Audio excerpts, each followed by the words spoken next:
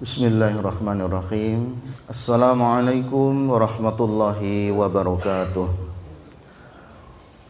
Alhamdulillahilladzi qad akhraja nataijal fikri li arbabil khija wa khatta anhu min sama'il aqli kulla hijabi min sahabil jahli.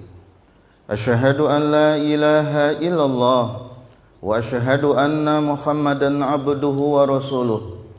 Allahumma salli ala sayyidina Muhammad wa ala alihi wa ashabihi ajma'in, amma ba'd. Alhamdulillah, bersyukur kita kehadirat Allah subhanahu wa ta'ala, berselawat kita kepada Nabi Muhammad sallallahu alaihi wasallam. Pada sampai hari ini Allah berikan kesehatan dan kesempatan sehingga kembali kita dipertemukan Allah di tempat yang mulia ini. Mudah-mudahan Allah senantiasa mencurahkan berkah, rahmat dan hidayahnya untuk kita semua. Amin ya rabbal alamin. Jemaah salat zuhur yang dimuliakan Allah, pada kesempatan siang ini kita akan membincangkan beberapa golongan yang selalu merindukan rahmat Allah subhanahu wa ta'ala.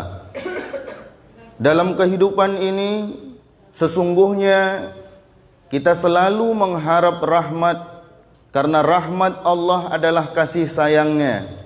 Dan orang-orang yang mendapatkan rahmat Allah, maka sesungguhnya dia adalah orang-orang yang mendapatkan keberuntungan dalam hidupnya, bahkan setelah masa kematiannya.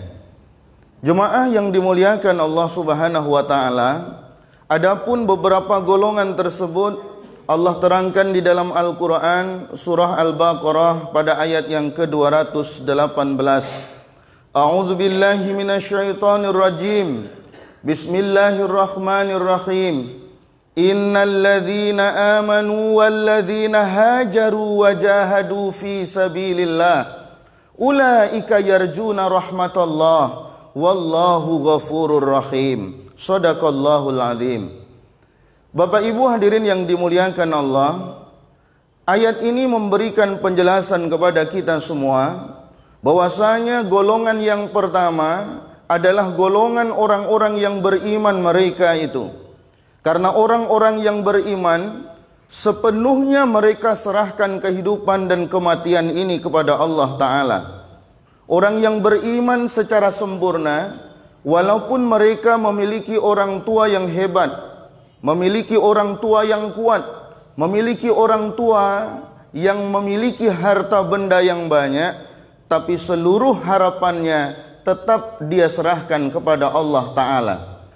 Dia tak berharap dengan apa yang dimiliki oleh orang tuanya.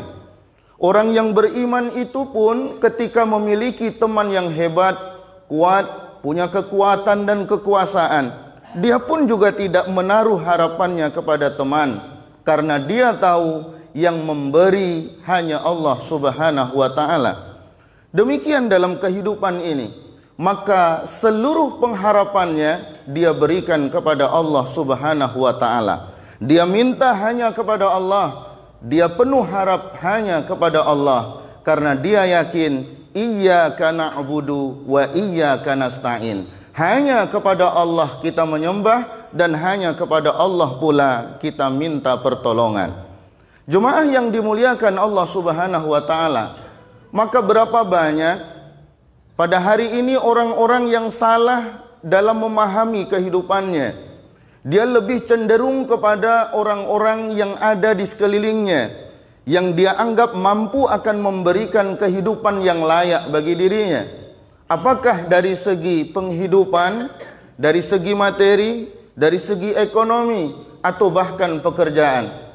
Padahal orang-orang yang ada di sekitar kita, mereka itu selevel dengan kita. Mereka itu juga manusia yang sama seperti kita. Maka tidak sedikit orang-orang yang menaruh harapan besar kepada orang-orang di sekitarnya.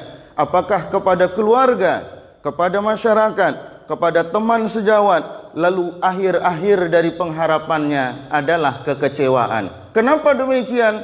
Karena apa yang diharapkan tak sesuai dengan kenyataan. Tapi orang-orang yang beriman, mereka selalu pasrahkan diri kepada Allah. Dan semua yang ada di sekitar kita, bahkan diri kita, dunia beserta isinya, ini milik Allah subhanahu wa ta'ala. Maka mengadulah kepada pencipta manusia, mengadulah kepada pencipta alam semesta, beserta seluruh yang telah Allah ciptakan untuk kita. Jemaah yang dimuliakan Allah, ini golongan yang pertama. Lalu kemudian yang kedua, selain daripada orang-orang yang beriman yang disebutkan dalam ayat ini, adalah orang-orang yang hajaru. Mereka itu berhijrah. Apa yang dimaknakan dengan hijrah? Para ulama memberikan penjelasan tentang hijrah ini. Ada yang pertama disebut dengan hijrah bil makan, atau dalam bahasa kita hijrah tempat tinggal. Orang-orang yang berani melakukan hijrah tempat tinggal ketika di tempat yang semula dia merasa tak ada perubahan ke arah yang lebih baik. Dari segi ibadah tidak ada peningkatan, dari segi ekonomi tidak ada kemajuan, dari segi hal-hal positif lain pun tak juga ada menunjukkan tanda-tanda yang baik. Maka ketika ada niat untuk melakukan hijrah, pindah tempat, silahkan lakukan. Kenapa? Karena Rasulullah sallallahu alaihi wasallam pun beliau juga melakukan hijrah bil makan atau hijrah tempat tinggal. Rasulullah, kampung halaman beliau adalah Makkah Al-Mukarramah. Lalu kemudian beliau melakukan hijrah bil makan, hijrah tempat. Kemana beliau hijrah? Yakni ke Madinah Al-Munawwarah. Ternyata kampung halaman dengan kampung perantauan, ketika kita perhatikan, beliau lebih sukses, dakwahnya lebih berkembang ketika beliau berada di kota Madinah setelah beliau melakukan hijrah. Maka ketika hal ini terjadi pada diri kita, iman kita dikhawatirkan kacau, ibadah kita dikhawatirkan rusak. Kenapa? Karena di sekeliling kita mungkin banyak tempat maksiat, suasana tidak kondusif untuk melakukan ibadah karena banyak tempat perjudian dan sebagainya. Maka hijrah, jika itu adalah jalan yang lebih baik, maka hijrah adalah yang terbaik pula untuk kita lakukan. Maka orang-orang yang berhijrah di jalan Allah, sesungguhnya dia senantiasa mengharap rahmat Allah subhanahu wa ta'ala. Kenapa demikian? Orang yang berhijrah karena Allah, ingin melakukan perubahan ke arah yang lebih baik, dia yakin benar bahwa dengan melaksanakan hijrah, dia tinggalkan apa yang ada di kampungnya. Dia punya teman, teman dia tinggalkan. Dia punya keluarga, keluarga dia tinggalkan. Dia punya usaha, usaha pun dia tinggalkan. Lalu kemudian dia akan pindah ke suatu tempat yang bisa jadi bahwa tempat tersebut pun belum pernah dia lalui, belum dia ketahui siapa yang ada di sana, tapi dia berharap penuh kepada Allah agar Allah memberikan perubahan tersebut kepada arah yang lebih baik. Lalu yang kedua, hijrah tersebut ada yang disebut dengan hijrah bil amal, yakni hijrah perbuatan menuju ke arah yang lebih baik. Dan ini adalah tujuan dari kehidupan kita, dari masa bermalas-malas menuju kepada masa yang rajin. Yang awalnya malas baca Quran, jadilah orang-orang yang senantiasa gemar membaca Quran.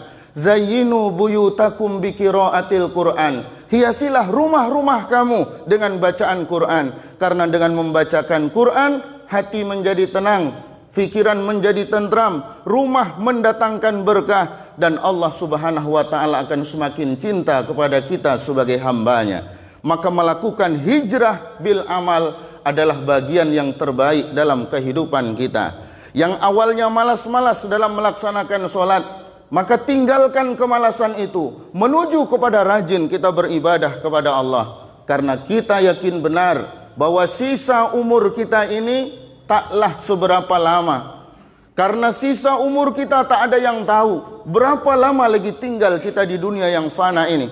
Tapi ketika kita melakukan hijrah di jalan Allah, bismillah, kita ingin melakukan perubahan ke arah yang lebih baik, maka yakinkan bahwa Allah akan memberi yang terbaik pula untuk kita. Lalu kemudian yang terakhir, golongan orang-orang yang selalu mengharap rahmat Allah Ta'ala, yakni orang-orang yang mereka berjihad di jalan Allah. Perhatikanlah saudara-saudara kita yang ada di Palestina. Perhatikan saudara-saudara kita yang ada di Suriah dan belahan dunia lainnya yang sekarang dalam keadaan tertekan. Tetapi keyakinan mereka penuh kepada Allah. Kenapa demikian? Karena yakin benar bahwa yang menjadikan kejayaan itu adalah Allah Subhanahu wa Ta'ala. Bayangkan bagaimana Palestina, negeri yang kecil, yang hanya dipersenjatai dengan batu, Bapak Ibu jemaah yang dimuliakan Allah Ta'ala. Tapi bertahun berpuluh tahun mereka tak mampu untuk mengalahkan Palestina. Kenapa? Karena jihad di jalan Allah itu adalah hal yang terbaik. Karena kita yakin, sebagaimana ada satu istilah yang manis yang tercantum ketika kita memasuki kota daerah istimewa Aceh dahulu, yang sekarang menjadi Nanggro Aceh Darussalam. Ada tulisan yang manis yang menyebutkan udep syare mate syahid, hidup mulia atau mati syahid. Ini adalah bagian menggugah jiwa semangat kita bahwa bagi orang yang beriman, kedua-duanya akan menjadi sesuatu yang beruntung. Ketika dia hidup, maka kehidupannya akan menjadi mulia. Tapi di saat dia terenggut nyawa, maka kematian itu adalah sebagai syahid untuknya. Maka orang-orang yang berjihad di jalan Allah, maka dia yakin benar bahwa Allah akan memberikan rahmat untuknya. Ulaika yarjuna rahmatullah. Mereka itulah yang selalu mengharap rahmat Allah. Wallahu ghafurur rahim. Dan Allah Maha Pengampun lagi Maha Penyayang. Mudah-mudahan Allah jadikan kita semua sebagai hamba-hambanya yang senantiasa mendapat curahan rahmat darinya. Dan mudah-mudahan kelak kita dipertemukan oleh Allah bersama Rasulullah tercinta di dalam sorga yang penuh dengan nikmat dan ridhonya. Amin ya Rabbal Alamin. Terima kasih atas perhatian. Mohon maaf atas segala kekurangan. Billahi taufiq wal hidayah. Assalamualaikum warahmatullahi wabarakatuh.